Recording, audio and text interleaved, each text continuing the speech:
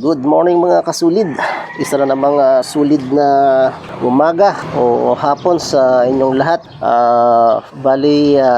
For today's vlog mga kasulid ay nandito tayo ngayon sa aking bike. At kahapon ay kabibili ko lang noong Padax stand. So bali for today's vlog mga kasulid ay ipapakita ko lang sa inyo kung papaano mag paddock stand. So itong video na ito ay hindi para sa mga eksperto o yung mga sanay na Ito ay para sa mga katulad ko lang na first timer o newbie sa mga big bike So ito nga pala si Seiyus, isa siyang Kawasaki Z400 mga kasulid. So yun nga sabi ko, newbie tayo. So ito yung ating first big bike ba, beginner's bike ang tawag nila dito. So kahit 400cc siya mga kasulid ay mabigat kumpara doon sa mga underbone. So ang isa sa mga challenge, lalong-lalo na sa mga katulad kong baguhan sa mga big bike ay yung center stand or yung paggamit ng paddock stand o paddock stand. So for today's vlog mga kasulid ay ipapakita ko sa inyo kung paano mag paddock stand ng kayo lang walang itutulong sa inyo. Pero bago ang lahat mga kasulid, intro muna tayo.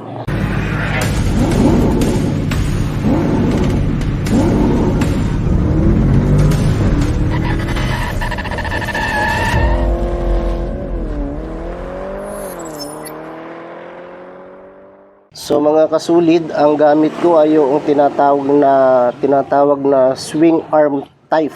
Pag tayo ay bibili ng ganitong paddock stand, ito ay 2-in-1 Pwede siyang spool at pwedeng swing arm. So ito yung para sa swing arm Dahil wala pa tayong spool, nag-order na tayo pero hindi pa dumarating. Bali dito yung ikakabit mga kasulid dito yung spool. So once na dumating na yung ating order na spool mga kasulid, ay ating ikakabit yun at yun ang ating gagamitin. So for the meantime, hanggang hinihintay natin yun ay ito muna ang ating gagamitin mga kasulid. Ito yung tinatawag natin na swing arm type. So tulad nga ng sabi ko ay ipapakita ko sa inyo kung paano natin i-stand ito na walang tutulong sa atin So actually ay nag-try lang din tayo kung paano. So ngayon ay i-share ko sa inyo para doon, yun nga sabi ko, para doon sa mga baguhan Okay, so bali ganito ang ating gagawin mga kasulid So itong swing arm type na paddock stand, ang una nating gagawin ay atin muna siyang ilalapat tatamain muna natin itong left side. Dapat naka pa rin siya, naka side stand. Kung makapansin nyo, tagilid pa rin yung motor na yan. Wala lang kasi ako cameraman.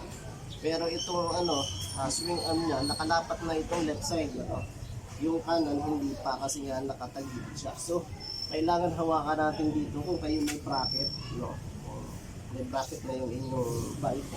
So hawakan natin doon sa kanyang bracket para medyo maalalaya natin yung motor Then itong yung handle ng ating paddock stand, pwede itong itulak ng kamay or pwedeng apakan pero ang gagawin ko ngayon ay ating ipupush lang siya gamit yung kanang kamay yung braso. So gagamitin ko yung pwersa ng aking kanang braso. Then ibababa natin siya dahan-dahan. Okay? Pag tulak natin ng dahan-dahan, yung motor na na siya, nasentro na siya. And then dahan-dahan natin siyang ibaba. Ibaba natin. Then ayun na mga kasulid. So bali nabili ko nga pala yung paddock stand na ito kay Cairo Garage Isa siyang online seller dito sa Kawayan, Bulacan. So actually malapit lang siya dahil parehas tayong taga Kawayan, kaya kagabi ay paka-order ko kagabi within 30 minutes ay na-receive ko na yung aking in-order na paddock stand. So shout out kay Rogarage sa napakaganda, sulit, ano?